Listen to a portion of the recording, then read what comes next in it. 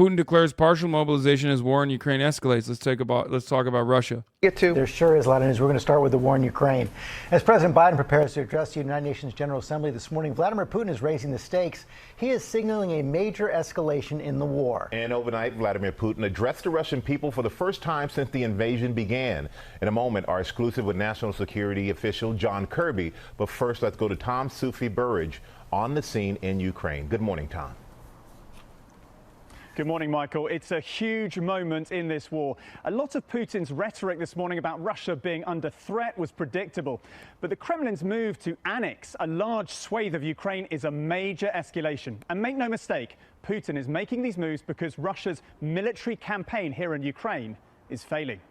This morning, in a rare TV address on the war in Ukraine, Vladimir Putin appearing to threaten a nuclear strike against the West.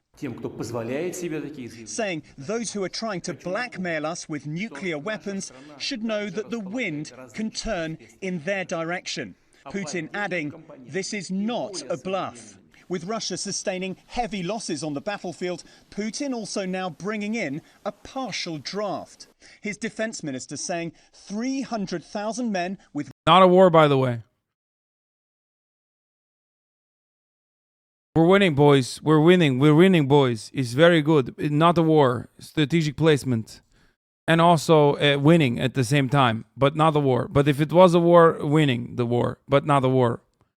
Tito, thank you for the 5 get the subs.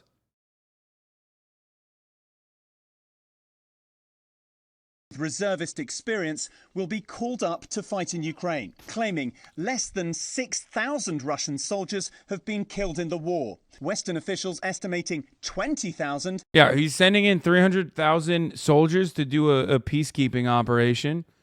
And it's actually 3,000 people that will celebrate the victory. That's why. It's actually really nice stuff that he's doing.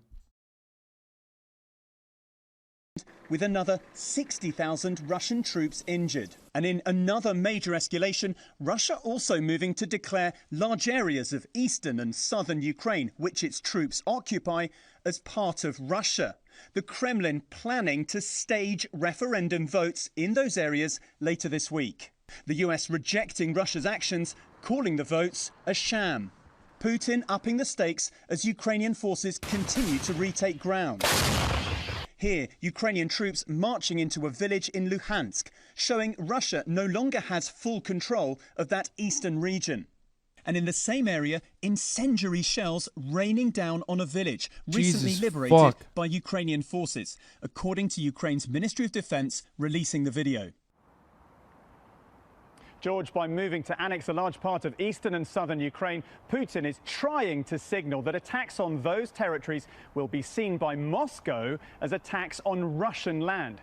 President Zelensky will address the UN General Assembly via video. You think it's saying it's not a war as a meme makes people think you're pro-US? I'm definitely... I don't think anybody thinks I'm pro-US, let's be real. I mean, the fact that I've been comparing Russia's actions to the United States of America... from the jump, which of course triggered so many motherfuckers because they think the United States is good, should have shown them that I'm not pro-US nor am I pro-Russia. But but some people are literally like, no, it's good when we do it. So they get really mad when you compare that. In my mind, it's the worst thing you can say.